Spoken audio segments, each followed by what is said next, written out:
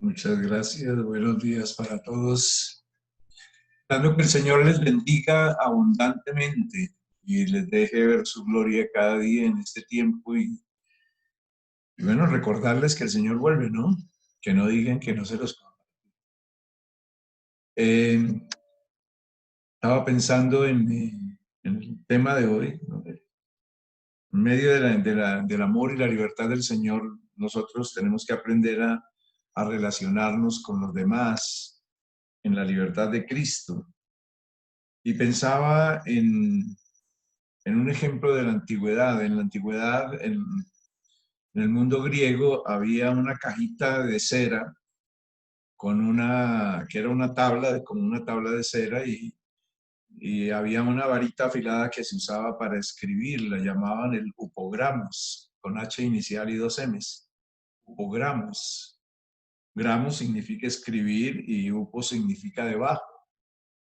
Y entonces uno pensaría, entonces, ¿usted es alguien que escribe debajo? No. Se usaba el upogramos para enseñar a los estudiantes a escribir. Era la escritura modelo o maestra. En cierta forma sería como el maestro escribía el upogramos en una tabla y después el estudiante ponía su lapicero en los surcos que había hecho el maestro y trazaba las letras y la palabra el mismo. Eh, Eso es algo más que escribir, ¿no? Y es algo más que hacer una plana. Básicamente es seguir la huella del maestro. Y eso es lo que quisiera que entendiéramos cuando el apóstol Pedro, en primera de Pedro 2:21, dice que nosotros debemos seguir las pisadas del Señor Jesús, como el modelo de escritura, ¿no? Cristo padeció por nosotros, dejándonos ejemplo para que sigamos sus pisadas. Es bueno entenderlo porque a veces pensamos que el Señor Jesucristo nos pide que sigamos su ejemplo, pero no, Él es el upograma mediante el cual usted debe trazar todo lo demás en su vida. La vida del Señor Jesús eh, son las acciones o programas que deben trazar las acciones de tu vida. Y máxime, cuando hablamos de nuestra relación con los demás, usted debe trazar sus pensamientos, su forma de ser, su corazón y todo. Todos los surcos de la vida del Mesías deben ser seguidos por usted y por mí. Seguir sus huellas, seguir sus pisadas. Jesús, el Mesías, es el programa de nuestra vida. ¿Y por qué tomo este ejemplo en este momento eh, para comenzar este tema? Porque es que tenemos que hablar es cierto que tenemos la libertad en el Señor para relacionarnos con los demás, pero de un patrón claramente establecido por Él. En Mateo capítulo 22, versículos 37 al 40, Jesús estaba hablando eh, precisamente en un momento determinado con los fariseos y los saduceos. Y los fariseos, escuchando cómo había hecho el Señor Jesús callar a los saduceos, se le acercaron y le preguntan cuál es el gran mandamiento en la ley. Jesús le dijo: amarás al Señor tu Dios con todo tu corazón, con toda tu alma y con toda tu mente. Este es el primero y grande mandamiento. Y el segundo es semejante: amarás a tu prójimo como a ti mismo. De estos dos mandamientos depende toda la ley y los profetas.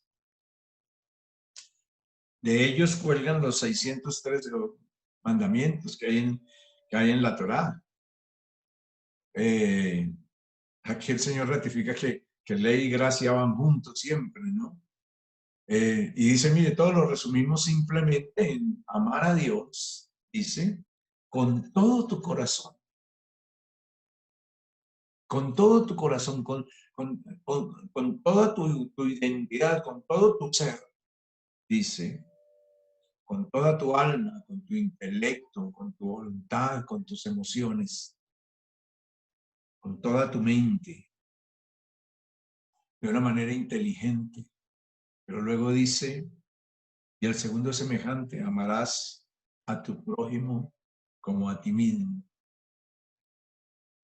Entender nuestro papel y nuestras responsabilidades en las relaciones con los demás debe llevarnos a crecer en Cristo Jesús. Y lógicamente uno de los puntos por donde Satanás ataca más la vida de los cristianos es por las relaciones con los demás. Tenemos que entender que hay una diferencia lógicamente entre derechos y responsabilidades, entre juzgar y disciplinar, entre rendir cuentas y atender a las necesidades de los demás. Pero para nosotros debe ser muy claro el principio del Señor. En Primera de Juan 3:16 dice, en esto hemos conocido el amor, en que Él puso su vida por nosotros. También nosotros debemos poner nuestras vidas por los hermanos. El Señor Jesús puso su vida por nosotros, pero siempre me gusta aclarar, Juan dice, puso su vida por sus hermanos, ¿cierto? Pero yo prefiero leer Romanos 5, cuando el apóstol dice en el versículo 10, porque si siendo enemigos fuimos reconciliados con Dios por la muerte de su Hijo, mucho más estando reconciliados seremos salvos por su. Jesús murió por sus enemigos. Jesús murió por ti y por mí. No éramos sus amigos. Quiero que lo entiendas. Jesús murió por sus enemigos, que éramos tú y yo. Cuando estamos hablando de este asunto, sería bueno que lo entendiéramos. Porque es que nosotros como que tenemos como buenos latinos pasionales, tenemos la opción de que amemos a nuestros enemigos y acabemos con nuestros enemigos. No, no, no. Y a veces cuando le pedimos a Dios y decimos, el Señor cobre venganza por mí, quisiéramos que Dios rasgara, cogiera la piel del enemigo y le fuera quitando la pielecita, aún sin que se le siquiera hiriera sus músculos, sino que se le quitara la piel y que le saliera sangre, porque esa es la actitud que asumimos, porque es que nos han ofendido a nosotros. Y yo les decía una cosa, tú y yo éramos enemigos de Dios. Y Cristo Jesús murió por ti y por mí. Luego ya sabes cuál es el upogramos, que te decía ahora de la tabla con la escritura para que tú sigas las huellas del Maestro, Cristo Jesús. ¿Cuál es el upogramos que tú y yo tenemos que seguir? No solo amar a los hermanos, amar aún al enemigo. Eso es lo que nos hace diferentes. Seguramente alguno dirá, es que usted no sabe la mujer con la que yo vivo, o usted no sabe el medio enemiguito que yo tengo, o como alguna dama decía, es que mi marido es como Moisés, camina, vaga por el desierto 40 años antes de pedir una instrucción o de aceptar un consejo, o como la que dice, parece, es un milagro cuando hace algo. Pero es que no estamos hablando de eso, querido hijo, hija de Dios. La obligación que establece el Señor Jesús, debemos amar a los demás como a nosotros mismos. ¿Cómo te gustaría que te amaran cuando tú falles? ¿Cómo te gustaría que te amaran cuando tú tropiezas? Tú me dirás, es que tú no sabes lo que es amar a gente que es imposible amar, Oscar. Yo entiendo que no lo puedes hacer por ti mismo. Solo escribiendo en el upogramo de Dios, en las huellas del Maestro, dejando que Él lo haga. Pero ¿sabes cuál es el mayor problema? Que eso es imposible cuando uno no ha disfrutado el amor de Dios. Y para disfrutar el amor de Dios, uno primero tiene que entender y vivir el hecho de cuánto nosotros ofendimos a Dios. ¿Cuánto ofendimos a Dios? ¿Cuánto crees tú que has ofendido a Dios? Dios no puso sus ojos sobre ti por lo bueno que eras, quiero decírtelo. En algunos momentos he comentado esto, pero hoy quiero comentártelo desde otro punto de vista. El Señor Jesús dice, yo vine por los enfermos. Por eso le dice a los fariseos, a los escribas, a los saduceos y a los sacerdotes del templo de los ancianos, dice, las prostitutas y los publicanos os precederán en el reino de los cielos. Con eso te estoy diciendo por quiénes vino Jesús. Y si tú no te crees dentro de ese, digamos, dentro de ese parámetro, pues lógicamente tú eres muy bueno y no necesitas a Jesús y no hay problema, hijo de Dios, hija de Dios. Pero nunca conocerás el amor de Dios mientras no entiendas o no entendamos tú y yo en mención de nuestro pecado. Y permíteme decirte que hoy sí me salgo del paquete, porque hay algo que yo he entendido de los pecadores. Estos días hablaba con algunas personas y yo les decía, no dejen que Dios los discipline y los forme por causa de su terquedad o su tontera, porque yo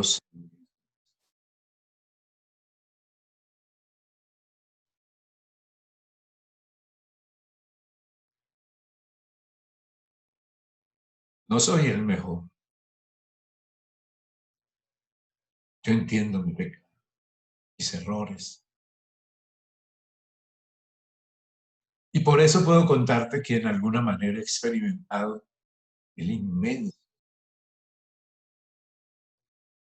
infinito, inconmensurable amor. Te dirás de pronto, bueno, es que al que mucho se le perdona, sí, al que mucho se le perdona, mucho ama.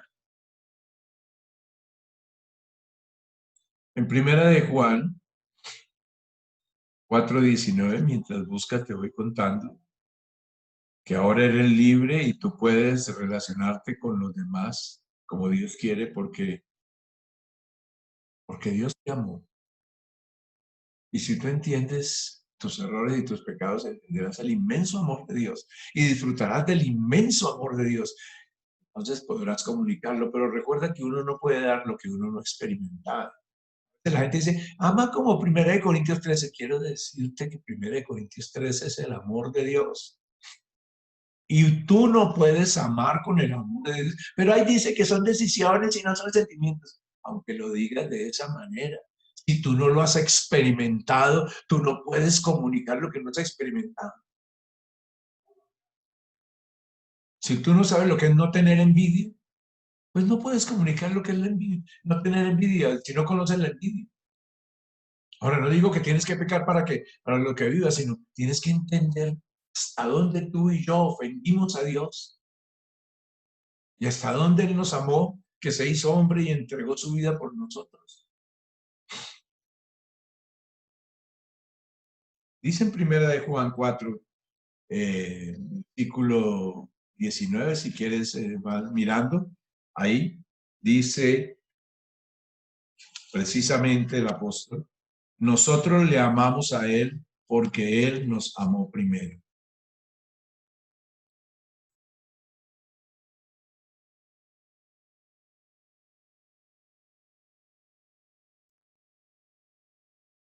Le amamos a Él porque Él nos amó primero. Luego está diciendo, si tú no entiendes su amor, en manera alguna, pues lógicamente que tú no vas a poder expresar eso. Experimentamos amor, entonces podemos comunicarlo. Es bien interesante.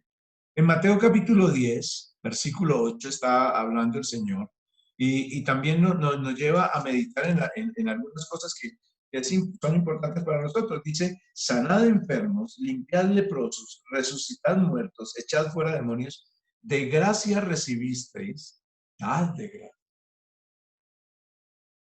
Si tú has experimentado el amor de Dios gratis, Tú no puedes condicionar el amor de Dios a los demás, ni puedes condicionarle tu amor a los demás. Estamos hablando del amor de Dios, ¿cierto? Y precisamente, versículo que a veces usamos para el dar, pero el contexto en que está va más al perdón y al amor. Está en Lucas 6:36, donde el Señor Jesús dice: sed pues misericordiosos, como vuestro Padre, también vuestro Padre es misericordioso. Y sigue diciendo: y no juzguéis y no seréis juzgados, y no condenéis y no seréis condenados. Perdonad y seréis perdonados, dad y se os dará medida buena, apretada, remecida y rebosante. Y comienza hablando del dar, no tanto del dar, aún del dar económico, aunque el dar económico simplemente es expresión de la actitud del corazón, del amor que tú tienes por el Señor y por tu prójimo. Pero no está hablando de eso, está hablando del perdón, del amor, del juicio, de la crítica, de la condena. Está hablando de aquello que dice: si tú has recibido misericordia, lo que tú tienes que dar es misericordia.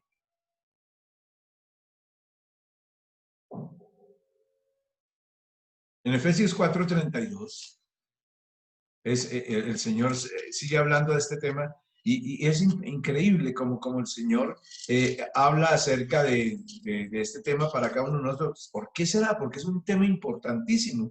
Dice: antes sed benignos unos con otros, misericordiosos. Benigno implica comprensión, ponerse en los zapatos del otro. Misericordioso quiere decir, ¿de qué está hablando? De compasión, de perdón, perdonándoos unos a otros, como Dios también os perdonó a vosotros en Cristo. Si tú eres tan santo, pues seguramente mejor que Dios. Permíteme decirte que no adoro sino a un Dios, pero si tú eres mejor que Dios, no tienes el derecho a no perdonar. Pero si tú eres mejor que Dios, lógicamente, y si tienes mayor dignidad, y si tienes mayor santidad que la que tiene el Señor nuestro Dios, entonces, pues lógicamente merecerás, será del mundo, la honra de Dios y el derecho a no perdonar. Aunque Dios, que es Dios soberano sobre todas las cosas, creador de todo cuanto existe, que sí ha sido ofendido por nosotros,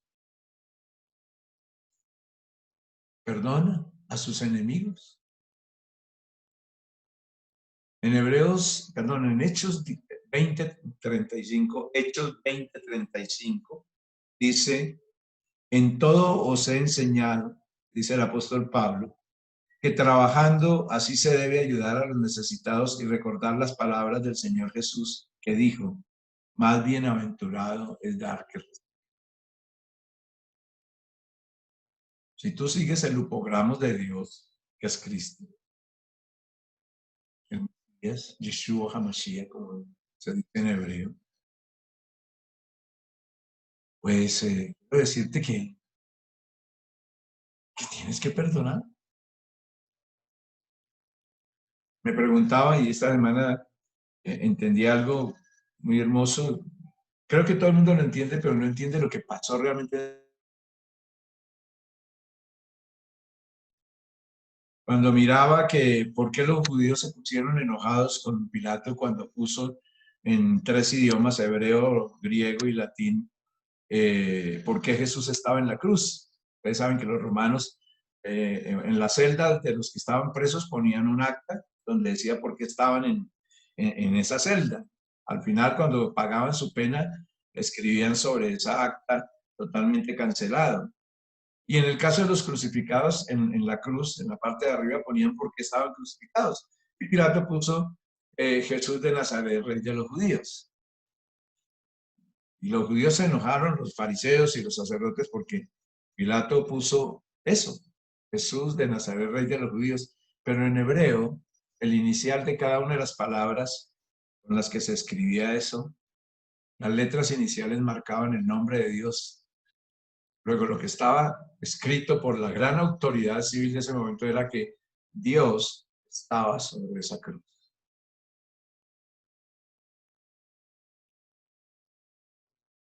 Tal vez tú no lo has pensado. Siempre decimos, el Padre nos dio a su Hijo. No, era el Señor nuestro Dios el que estaba sobre eso.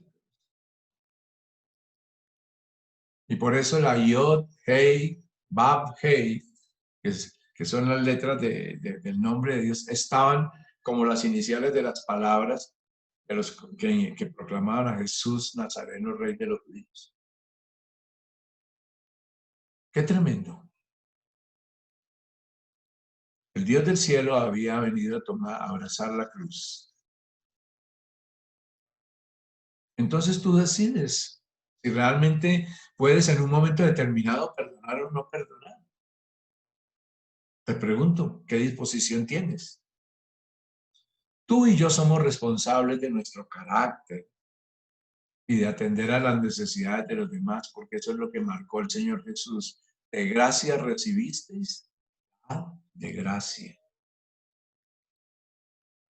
Cuando preparaba esta temática, siempre recordé unas palabras de mi padre.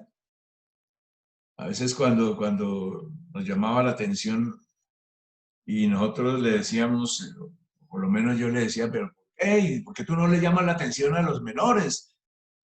Y él decía, porque tú eres de los mayores, tú conoces, tú conoces las normas, podríamos decir. Y yo te digo, y si tú me dices, ¿y por qué yo tengo que perdonar? Y dice, porque tú conoces el amor de Dios. Y quien conoce el amor de Dios tiene la obligación de comunicar el infinito, especial y perfecto amor de Dios. Ahora, lógicamente, si no lo conoces, no tienes por qué, ¿cierto? Aunque aún así tendrías que hacerlo si realmente crees, confías y esperas en el Señor Jesús. Casi siempre la pregunta es, ¿cuáles son mis derechos, Oscar? Entonces, ¿cuáles son mis derechos? ¿Cuáles son mis responsabilidades con los demás? Cuando dos personas tienen conflicto, generalmente se critican en su carácter y se enfocan en las necesidades personales. Es que tú no me, es que yo tengo derecho a... Y lógicamente cuando uno solo busca lo suyo, no se pueden tener relaciones sanas. Permíteme decirte una cosa y volvértelo a presentar una vez más. Quien siempre ha tenido, no se queja, más bien da. ¿Me has oído esa expresión, cierto? Cuando una persona siempre ha tenido, eh, puede ser títulos, o puede ser dinero, o puede ser lo que sea, y le quieren quitar algo de eso, como que más bien dice, te lo regalo. Siempre recuerdo una discusión que se presentó entre un cristiano y una persona que no era cristiana en un negocio de mucho dinero. Y los cristianos, como somos cabeza y no somos cola, estamos arriba y no estamos abajo. Y yo no me dejo de nadie, entonces él peleaba por 800.000 pesos en un negocio de muchos millones. Y creo que en ese momento yo experimenté uno de los grandes osos ajenos de mi vida. Cuando el impío, si puedo decir así, quitó un Rolex que seguramente valía mucho dinero, un verdadero Rolex, no de los chinos que venden ahora. Y se lo entregó y le dijo, no voy a pelear por esos 800.000 pesos y más bien le encima este relojito Rolex. Porque usted sí lo necesita, yo no. Yo creo que yo tenía más oso ajeno que aquel cristiano que creía que había ganado la discusión. Que un impío le diera esa lección a un hijo de Dios, a mí me dio un inmenso oso ajeno. Porque es que el que siempre ha tenido, pues no se preocupa por eso. Como él le dijo, no, yo sí tengo, usted no tiene, usted pelea por los 800.000 pesos porque usted no tiene. Y entiendo, sí, es entendible. Quien no ha tenido, pues pelea por una moneda. Tiene una moneda en una esquina de un semáforo y verá que más de uno sale a correr a cogerla. Pero quien ha tenido, no se preocupa porque tiene y le sobra. Cuando usted experimenta el amor de Dios y a usted le sobra el amor de Dios y experimenta que tiene un Padre amoroso que se preocupa por usted, a usted no le preocupa amar y perdonar a una sociedad. En Romanos, capítulo 14, versículo 4, dice, ¿tú quién eres que juzgas al criado ajeno? Para su propio Señor está en pie o cae, pero estará firme, porque poderoso es el Señor para hacerle estar firme. El carácter del otro no es el problema. El problema es tu propio carácter. Esa es la realidad. Casi siempre estamos señalando a los demás y no nos damos que el problema está en nosotros.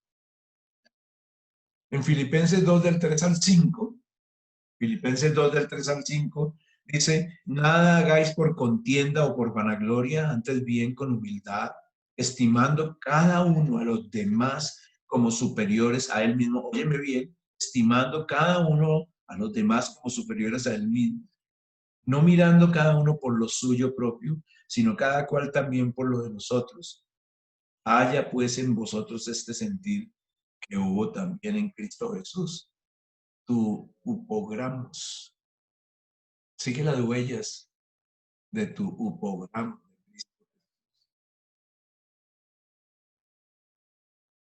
Debo atender las necesidades del otro. Y eso implica que nos demos cuenta de nuestro propio pecado.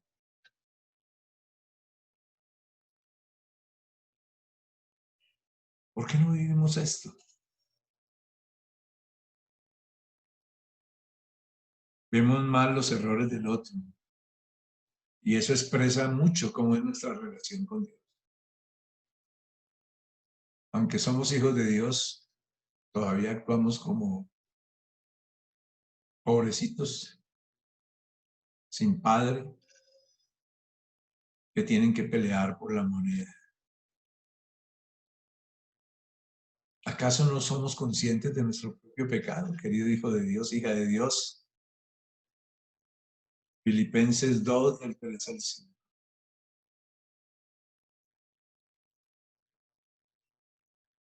Filipenses 2, del 3 al 5. Recomiendo Filipenses 2, del 3 hasta el 11. Hay en vosotros este sentido. El de Cristo Jesús, que siendo Dios, me encanta esa canción que dice que de tu trono a la cruz, de la cruz al morir, Dios se hizo hombre, como hombre se hizo siervo, como siervo se hizo maldición, como la fuente de la vida experimentó la muerte,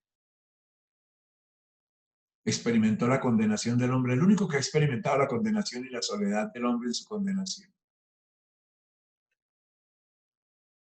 Todo por salvar a sus enemigos.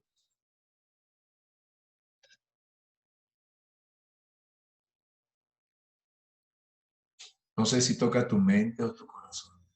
A mí me toca hasta lo profundo.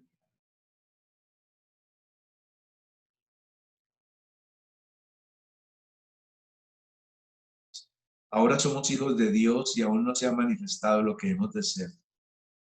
Pero sabemos que cuando Él se manifieste seremos semejantes a Él porque le veremos tal como Él es. Y si somos semejantes a Él, pues yo te pregunto, ¿qué sucede cuando se ve a Dios? Tenemos algunos ejemplos en la palabra de Dios. Cuando Moisés vio a Dios, oyó al Señor proclamar al Señor Jehová, Jehová, tardo para la ira, grande en misericordia, proclamó Moisés por allá en Éxodo 34. Cuando Isaías se encontró cara a cara con Dios, allá en Isaías, capítulo 6, versículos 1 y 5, dice: en el año que murió el rey Usías, vi yo al Señor sentado sobre un trono alto y sublime, y sus faldas llenaban el templo. Y dice el 5, y entonces dije: ay de mí que soy muerto, porque siendo hombre inmundo de labios y habitando en medio del pueblo que tiene labios inmundos, han visto mis ojos al rey Jehová de los ejércitos. Isaías no dijo: Señor, los pecadores son el pueblo al cual tú me has puesto a predicarles. No, no, no, hijo de Dios. Isaías dijo: ay de mí que soy hombre inmundo de labios. No usó el pecado del vecino, sino el propio. Algo así le pasó a Pedro en Lucas 5, versículos 4 al 8, cuando Jesús le pidió su barca prestada para predicar y luego le dijo: boga mar adentro, y le pidió que echara las redes. Y cuando echaron las redes y recogieron esa inmensa cantidad de peces, que tuvieron que llamar a los de otra barca para que les ayudaran porque se hundían, dice la Biblia en el versículo 8 de Lucas 5. Viendo esto, Simón Pedro cayó de rodillas ante Jesús diciendo: apártate de mí, Señor, porque soy hombre pecador. Pedro no dijo: gracias, Señor, porque le hiciste el milagrito a todos estos pecadores, o porque hiciste el milagrito para mí que soy tan bueno. No, no, no, no. Cuando vemos a Dios como Él es, no nos fijamos en el pecado de los demás, sino en los nuestros. Claro que si vives una relación con Dios fría, seguramente que tú te sientes muy fuerte, muy poderoso, muy entronizado, porque nuestra tendencia es pasar por alto nuestros pecados y mirar el de los demás. Recuerdo lo que decía mi abuela, que el mico le dijo al gato: mira qué rabo tenés. Y el gato le dijo al mico: como tú lo tienes atrás, no te lo ves.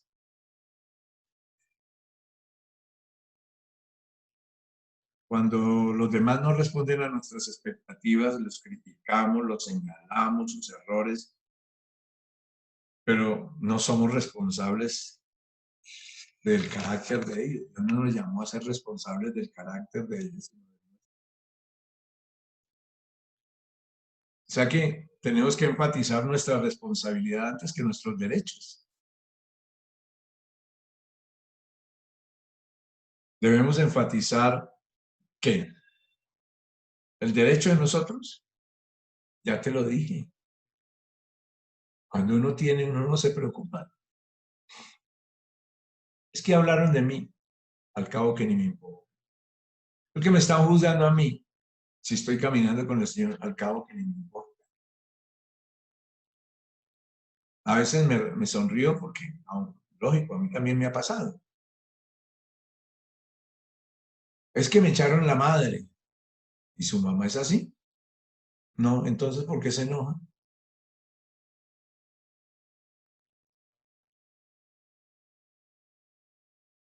Es que es mi dignidad. ¿Es tu dignidad? ¿O es tu yo, tu ego, tu soberbia y la mía? Los maridos, si vamos a la Biblia, esperan que sus esposas sean sujetas a ellos, porque yo soy el rey de la casa, ¿no? Pero nunca se acuerdan o nos acordamos de amar como Cristo amó a su iglesia, amarlas a ellas. Y ellas demandan al marido que sea la cabeza espiritual, ¿cierto? Pero cuando les hablan de amar y respetar a su marido, dicen: ¿y yo por qué? Como me dijo alguna mujer, ¿no? ¿Y por qué yo debo sujetarme? Porque soy la sujeta que se sujeta, porque sujeta lo dice. Sí, me lo dijo. Y era una sierva.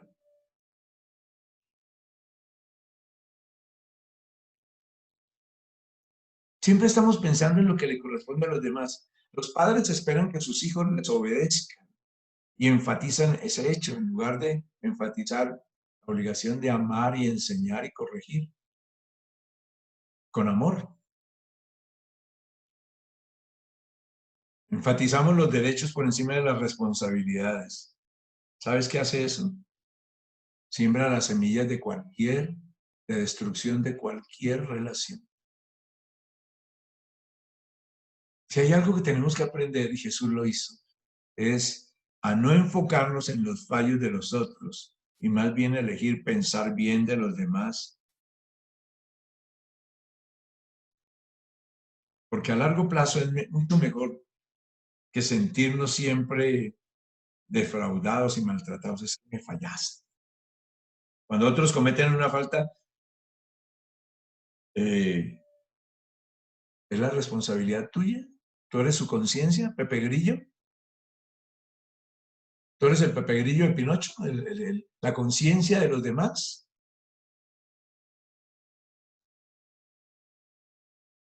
Yo creo que no es tu responsabilidad o la mía ser la conciencia de los demás. A nadie le es fácil reconocer su pecado, o no te has dado cuenta. Es que no reconoce su pecado. Cuéntame una cosa, ¿tú lo reconoces rapidito? No, porque es que a veces nosotros exigimos cosas que nosotros no damos. Entonces, es bien interesante. Nos creemos por encima del mundo y de Dios. En 2 Corintios 5:18 dice precisamente, y todo esto proviene de Dios, quien nos reconcilió, dice aquí, quien nos condenó con él y nos dio el ministerio de la condenación. No, así no dice. Dice, y todo esto proviene de Dios, quien nos reconcilió consigo mismo cuando éramos enemigos por Cristo y nos dio el ministerio de la reconciliación. Y nos dio el ministerio de la reconciliación. ¿Entendiste? ¿Me hago entender? Y tú me dices, ¿tú lo entiendes? Y te digo yo sí. Porque ya te dije, creo que un día entendí que yo era muy pecador. En primera de Pedro 4:8 dice, y ante todo, tened entre vosotros ferviente amor, porque el amor empelota a todos en tus pecados. No dice así, dice, ante todo, tened entre vosotros ferviente amor, porque el amor cubrirá multitud de pecados. Alguno me dirá, como una persona me dijo un día, cubre pero no encubre. Nadie dice que encubre. Los hijos de Noé lo taparon, pero no, después le contaron que él había fallado. Cuando intentamos intervenir y señalar el pecado, nos convertimos en los protagonistas de esa lucha que la persona debe tener solamente con Dios. Que yo sepa, y quiero preguntarte si tú sabes algo más, yo estoy dispuesto a aprender. La palabra de Dios dice que el Espíritu Santo es el que redarguye de pecado, de justicia y de justicia. Luego, si intentas suplir al Espíritu Santo, mi Diosito, ¿tendrán que decirte los demás así?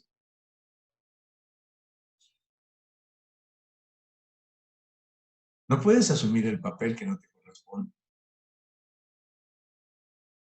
Si soy consciente de la facilidad con que yo ofendo a los demás sin querer,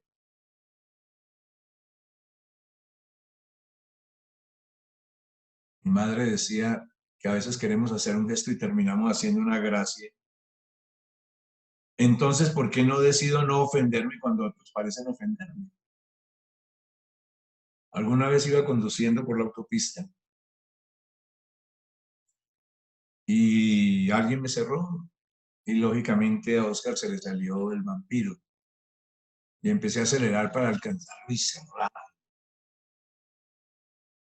Le doy gracias a Dios por su Santo Espíritu que es implacable. Y empezó a hablar el Señor a mi corazón. ¿Y por qué lo vas a hacer?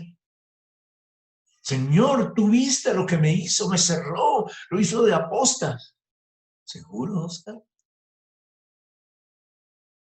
Te voy a permitir alcanzarlo.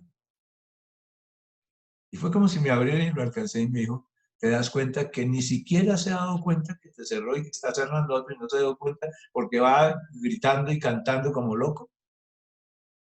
No te cerró porque quería hacerlo, simplemente porque está totalmente eh, despalomado en este momento. Ah, pero es que en aquel momento es que decía, ¿cómo me va a hacer eso a mí? A mí. ¿Quién soy yo?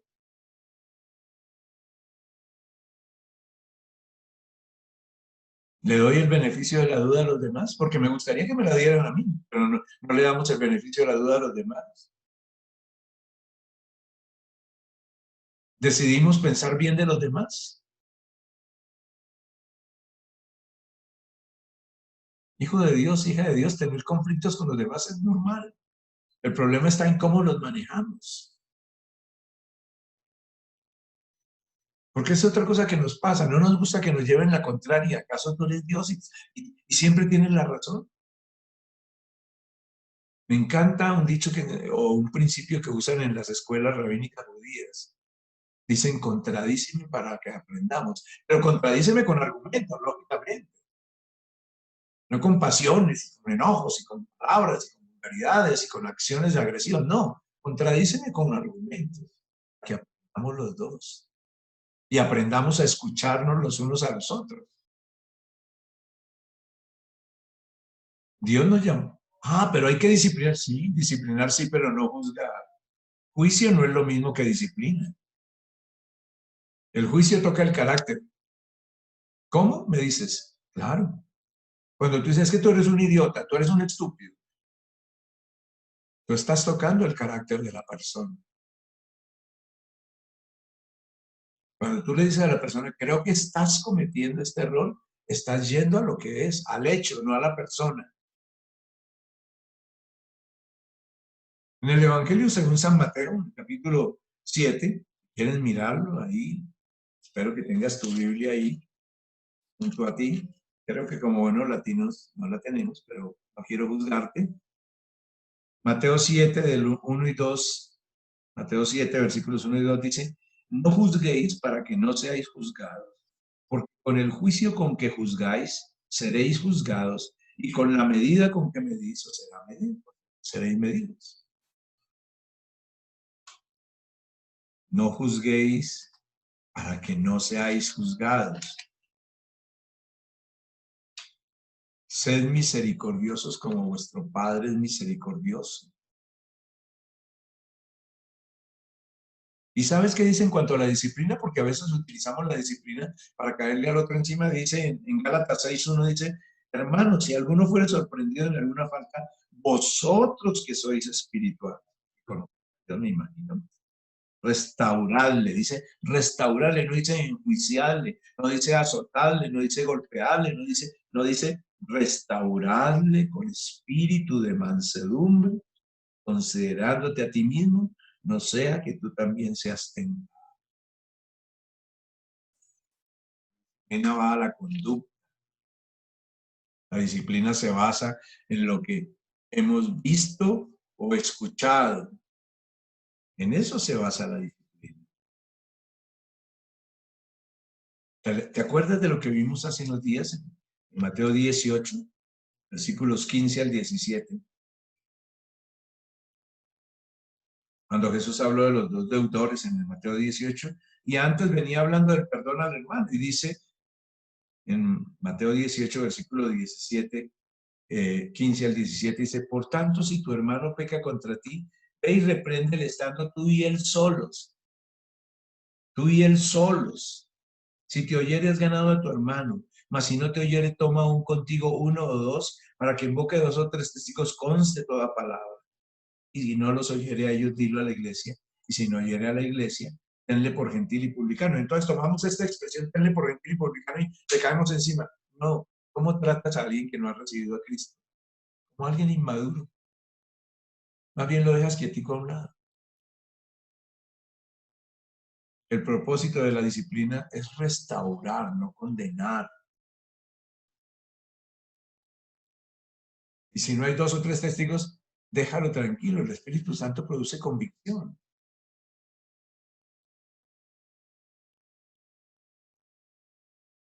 No ataque su carácter con expresiones como no seas tonto, no seas soberbio, no seas estúpido, no seas malo. Eso no da salidas, eso no da soluciones. Porque nadie puede cambiar instantáneamente el carácter. Entonces, ¿por qué ataca su carácter? Además, recuerda que disciplina no es castigo y nosotros quisiéramos que lo castigue. ¿Sabes? Uno se castiga cuando se mira el pasado. Entonces queremos ojo por ojo y diente por diente. Pero ¿sabes lo que le sucede a los que conducen mirando el espejo retrovisor? Se estrellan. La disciplina mira hacia adelante, como dice en Hebreos 12, del 5 al 11. Busca ayudar a la persona a que no vuelva a cometer el mismo error. Nada sacas con castigar a alguien por su mal comportamiento, pero sí cuando le disciplinas y le ayudas a restaurarse, a cambiar su conducta, haciendo algo bueno. Ah, Oscar, y cuando lo atacan a uno, entonces uno tiene que dejarse pisotear. Querido hijo de Dios, voy a recordarte lo que hablamos al principio de esta charla. Obramos, primera de Pedro 2:21 al 23. Pues para esto fuisteis llamados, porque también Cristo padeció por nosotros, dejándonos ejemplo para que sigáis sus pisadas, sigáis el surco que él trazó, el cual no hizo pecado, ni se halló engaño en su boca, quien cuando le maldecía no respondía con maldición, cuando padecía no amenazaba, sino encomendaba la causa al que juzga justamente. Eres libre en Cristo, has sido perdonado y ya no tienes por qué defender.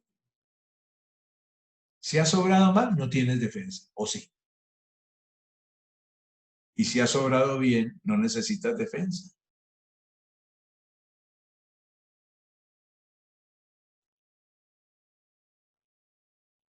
¿Sabes? Los que critican, juzgan, condenan o condenamos a los demás, somos inmaduros.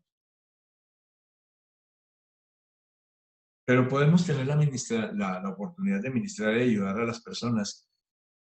Nadie, generalmente, ni siquiera entre los animales, cuando alguien está en posición de fuerza, no ataca al otro. ¿No han visto cuando, aún contra un perrito y otro, el otro se tira patas arriba y el otro se queda quieto y ya no lo zarandea más?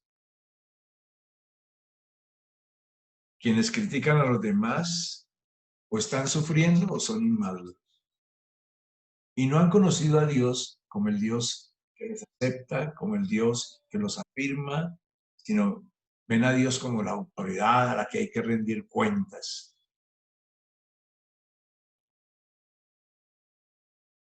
Primero tienes que aprender a ver a Dios como ese Padre amoroso de Romanos 8, versículo 16. Y el Espíritu mismo da testimonio a nuestro espíritu de que somos hijos de Dios. Primeramente tienes que mirar a como Jesús habla en Mateo 7, del 28 al 29. Y cuando terminó Jesús esta palabra, la gente admiraba su doctrina porque les enseñaba como quien tiene autoridad y no como los escribas. ¿Y sabes qué les había enseñado? Les había enseñado precisamente acerca del amor y del perdón. Y en Mateo 5, y al final dice, sed pues vosotros perfectos como vuestro Padre que está en los cielos es perfecto. Nunca Jesús se ejerció su autoridad por su posición, aunque era Dios, hecho hombre, sino en su carácter.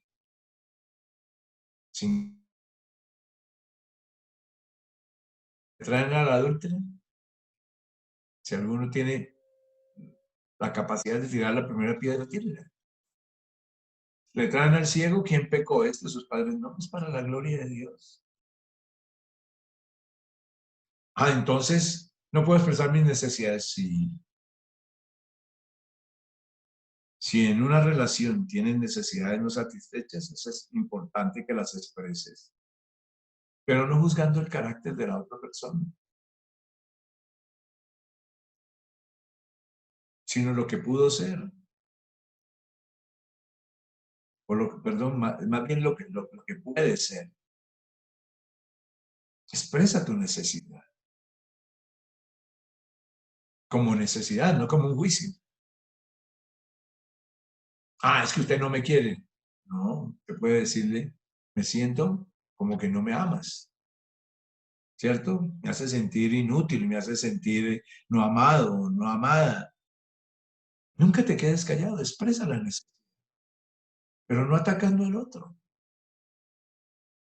Recuerda que hay una ley en la palabra de Dios muy clara. Lo que siembras, recoges. Siembras violencia, recoges violencia. Siembras juicio, recoges juicio. Siembras condena, recoges condena. Y Dios nos puso en la iglesia precisamente en comunidad porque es un ambiente no hostil, donde se espera que nos entendamos y nos desarrollamos, donde experimentemos que somos amados, dados, perdonados, afirmados. Recuerda lo que el Señor dice en Hechos 20:35, es mejor dar que recibir. O en Lucas 6:38, cuando ayudas a otro, te ayudas a ti mismo. No juzgues para no ser juzgado. O tal vez como el Señor Jesús oró en Juan 17:23. Si tú recuerdas esa oración tan hermosa del Señor Jesús, la última oración que hizo antes de ser crucificado.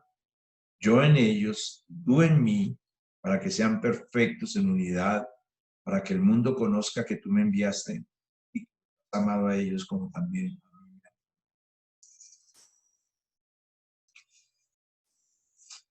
No sé si quieras seguir el upogramos de Dios, que es Yeshua HaMashiach, el Mesías. No sé si quieras seguir las pisadas de Jesús. No sé si realmente estamos experimentando el amor de Dios. Pero Dios nos llamó en libertad a amar y no a señalar, no a juzgar, no a criticar, no a condenar, sino a restaurar, a tener la mano, a bendecir a los demás.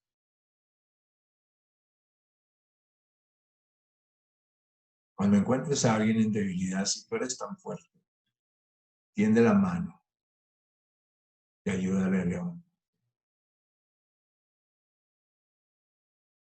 No sabes cuánta gratitud hay en el corazón cuando en lugar de recibir juicio, crítica y condena, se ve la mano amiga que no está cerrada, empuñada para golpear, sino la mano amiga, abierta y extendida con amor, para tomarnos de la mano y ayudarnos a levantar. Por eso, ahí donde estás, te invito a que tú y yo nos acerquemos y le digamos desde lo profundo de nuestro corazón: Padre, en el nombre de Jesús y por tu Santo Espíritu, como dice en Filipenses 2, del 3 al 5, coloca en mí este sentir que hubo en Cristo Jesús, que yo estime a los demás como superiores a mí mismo, que yo le comunique tu amor al mundo. No que niegue la realidad,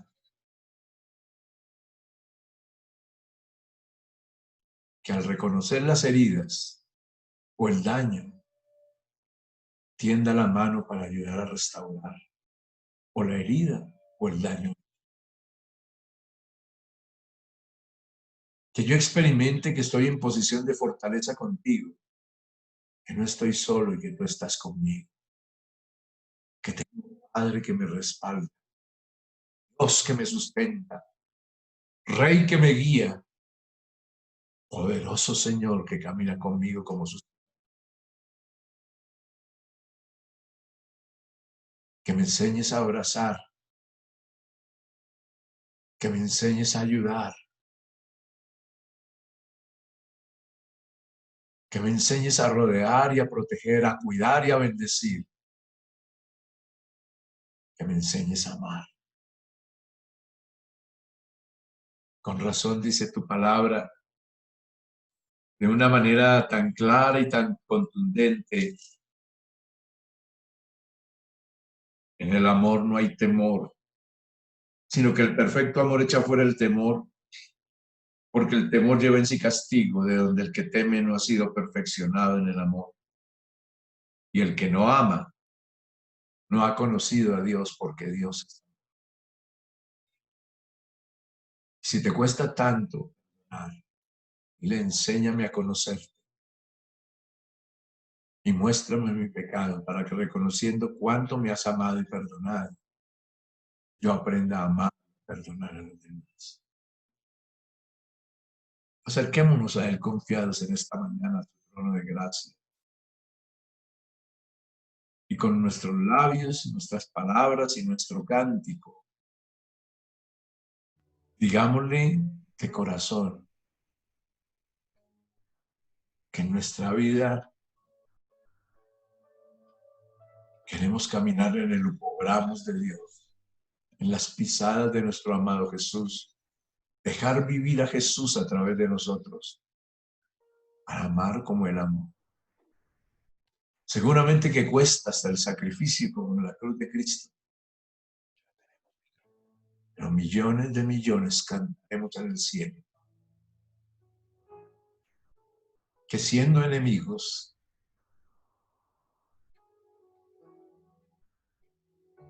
Él entregó su vida por nosotros, nos reconcilió consigo mismo y nos amó hasta el fin.